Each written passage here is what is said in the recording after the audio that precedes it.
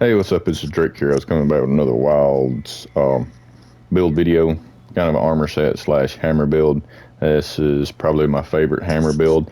Not the highest damage, but I would call it a triple ailment build because you can basically just immobilize most anything with it if you're playing well and making contact with the head on it.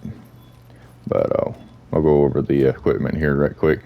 This has become one of my favorite armor sets so far, just because it's good high damage, but also it's really comfy too. So what we're running is two-piece gore. As per the norm, I guess two-piece gore gives you the frenzy virus, the black eclipse one, and that allows you to get 25% affinity when you overcome the frenzy virus, plus if you have full antivirus. I tend to lean more towards the gore head and chest just because I like the level 3 evade window it comes with. It just makes you comfy, makes it pretty easy to roll through most attacks if you don't have the chance to get an offset or perfect block or whatever you're running at the time. So that level 3 evade window just feels really, really nice to me. And the one level coalescence works well, which coalescence, when it procs, it ups your status or elemental, so it works for status builds also, so it's a nice little addition on there. And I swapped over to using the Guardian Arc Veld arms. The slot is just not great, but the level 2 weakness exploit is. And also got the regular Arc Veld waist for another 2 levels of weakness exploit. Like I said, the slottage on these isn't great, but to get 4 levels of weakness exploit, otherwise you would have to use up 4 level 3 decos, which is basically all you have on a set if you're lucky. And also Guardian Arc Veld, or not Guardian, but regular Arc Veld legs. Convert element is kind of fun. The quick sheath is okay, but it's really just for the like I said, the weakness exploit and the passive health. With two-piece Arc Veld, we get the Hasten Recovery 1, which just allows us to recover small amounts of health. It's about 5%, I think, per set amount of hits we do. On hammer, I think it's like 6 hits. On dual blades, it's like 50 hits. So you see it kind of scales off of what weapon you're using and, how many hits. But it just allows you to recover that little bit of chip damage that you're going to take while staying close to the monster without ever having to disengage to heal. So in my opinion, it's actually an attack buff. If you don't have to disengage to heal back small amounts of your health, then that's more uptime that you're putting out damage, less time you're riding around on your bird, chugging health potions. And the last one is just a level 2 maximum might to get us overcapped on our maximum, or no, it's maximum might, sorry.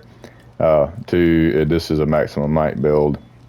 If we go to skill info, you see we got paralysis. This is just an ailment build, so we went paralysis on the hammer. Focus, because I feel like getting to those big hits faster helps maintain damage uptime, keeps you from missing your big damage hits.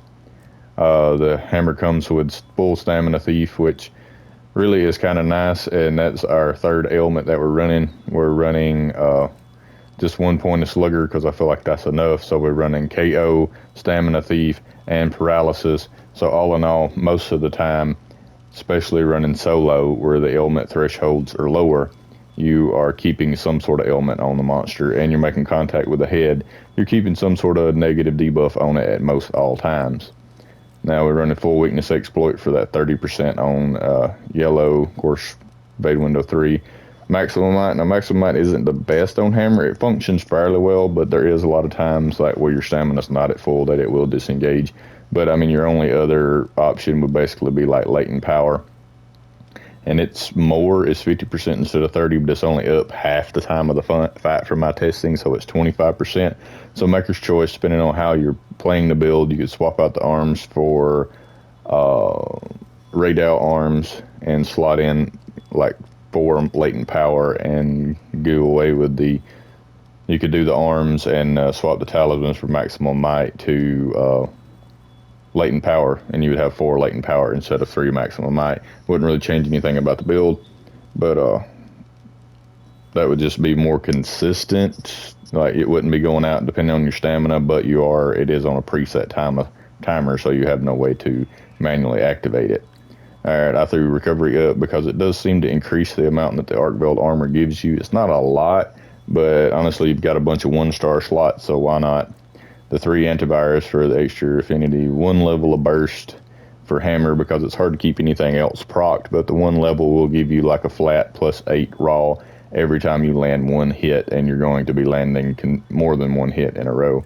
Convert element from the armor, which does not function on status ailment builds, so it does absolutely nothing for this.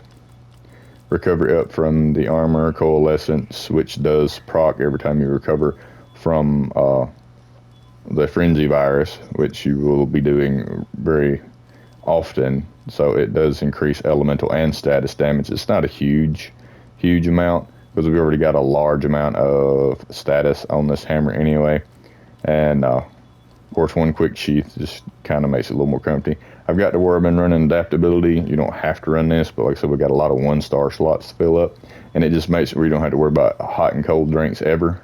So in my opinion, that's a big win. I hate getting in the middle of a fight and realizing, hey, my stamina's going down really quickly because my hot drink wore off. And then I just threw Shock Absorber on there for multiplayer because Hammer is damn near impossible to play in multiplayer without Shock Absorber, because everybody's hits flinch you out of everything you do. So yes, this is, I would say, a must. And what it does is just disables damage reactions when you hit a friend or when a friend hits you. This, yeah, must on multiplayer Hammer right here. As you can see, we're pretty good, everything. And I will show the basic combo that I like using. As far as I know, Spinning Bludgeon does the most, what would you say, status application on Hammer. So we'll turn our stuff on here because the Frenzy, the Gore, will not activate in the training area unless you turn it on this way. So we'll just kick everything on here. That way we get our full, we'll get our full affinity up.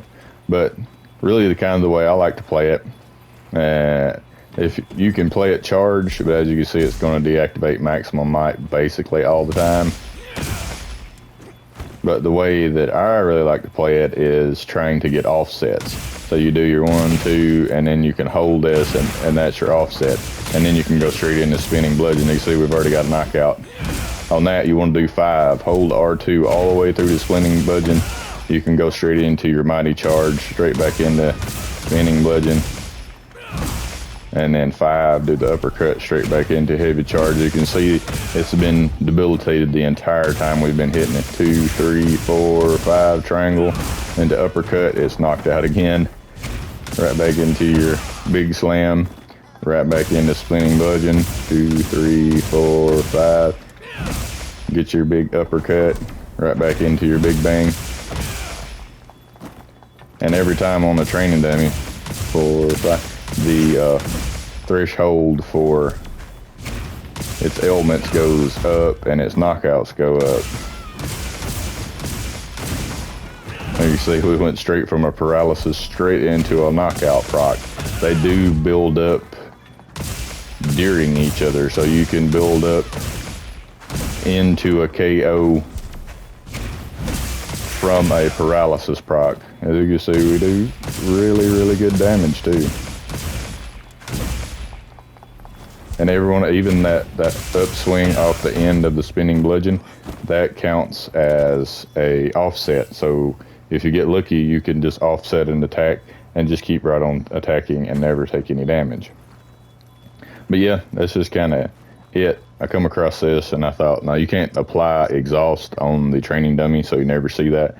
But if you'll notice during fights when you're using this, and I'm not going to put one in this video, I was trying to keep it short, but you will see the monsters start walking around in circles and not attacking. And if you look at your mini map, it'll have a little mouth symbol with like water dripping out of it. That's the exhaust symbol. Anytime you see that, that's from you applying exhaust to the monster. So I mean, we kept the training dummy basically immobilized for more than a full minute just from paralysis and KO, but also on an actual monster fight you would be applying to that exhaust, which will basically make them not attack you for a short amount of time. That way you can just dish out more damage. All in all, it's a very, very strong combo. And one of the best parts, in my opinion, is it's not a Ardian weapon, which I kind of hate that everything's the best Ardian.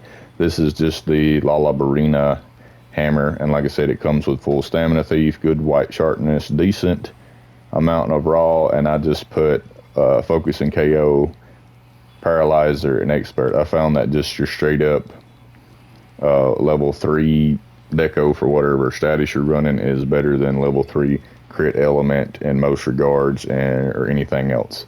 So I mean, you can swap this out for more damage, but I really like this set, and honestly it is very fun to play with. And we can show right quick, the health regen is actually honestly pretty good. We set this thing to smash mode that we get passively from the armor. We'll take a little damage here so that we'll have some health to recover. I should have turned the strength up, that way it would do more damage to me. Alright, now we're a little bit down. We'll start attacking. 2, 3, 4, 5, and the spinning blade is 6. See, on our 6th hit, we recovered the amount of health that we lost.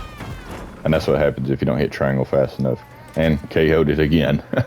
But yeah, as you see, take a little chip damage while you're in. 6 hits later, you've regened that, probably plus some. So it just makes you to where you can play even more hyper aggressive and just restore that little bit of chip damage you take just by being hyper aggressive. And honestly, very fun play style. But that's it for the build. I mean, I don't think I've missed anything. Just as far as food buffs, the only thing, and I don't even have it right now, but you can eat for, I forget the name of it, but you can eat for the one that ups your status effects. So if I'd have had that meal active, I'd actually been applying paralysis even better than I was before. So if you're going to run this, just eat it's the 3rd meal option. I believe it's the wild seed oil. It gives you specialist, I think it is, but it just makes it where you apply your ailments better. And what I found, it's basically like throwing on another level 3 paralyzer jewel on your build just for running this one food buff. So it makes you get so many paralysis procs, it is insane. But that's it for the video. If you like it, give it a thumbs up. If I miss anything, have any questions, leave it in the comments. And as always, click the sub button if you want to see more. Really helps me out, lets me know people are interested in what I'm doing. And we'll catch you on the next one. Later.